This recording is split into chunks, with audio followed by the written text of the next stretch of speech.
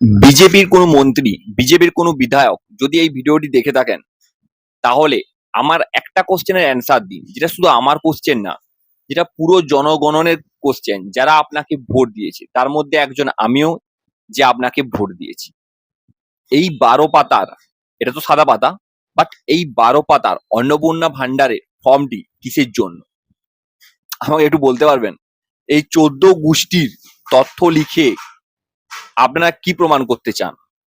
আপনারা বলেছিলেন 3000 টাকা দিবেন, তার জন্য আপনারা 12 পাতার একটি বিশাল বড় ফর্ম বের করে দিয়েছেন।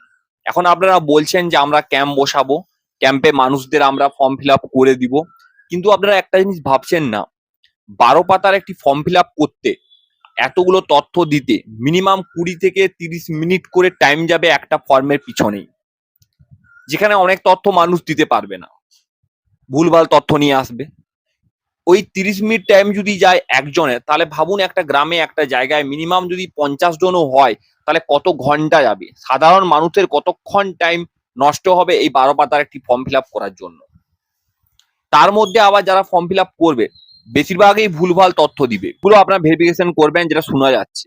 যদি আপনারা ভেরিফিকেশনই করবেন, তাহলে ফর্মটার পেজ সংখ্যাটা একটু কমানো যেত না? 2টো পেজ ইয়া 3টে পেজ, যেখানে আপনার 12 পাতার একটা পেজ করে দিয়েছেন, যেখানে সাধারণ মানুষরা এটাই বুঝতে পারছে না যে এত তথ্য ওরা পাবে কোথা থেকে। তো আমার কোশ্চেন এটাই, যে 12 পাতা কেন?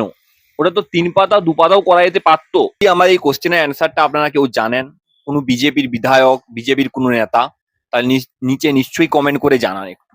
আর যদি সাধারণ মানুষরাও কেউ জানেন, তাহলে নিশ্চয়ই কমেন্ট করুন, আর এই ভিডিওটিকে শেয়ার করুন প্রচুর পরিমাণে, যাতে কেউ জানে, তো তাহলে নিশ্চয়ই কমেন্ট করবে।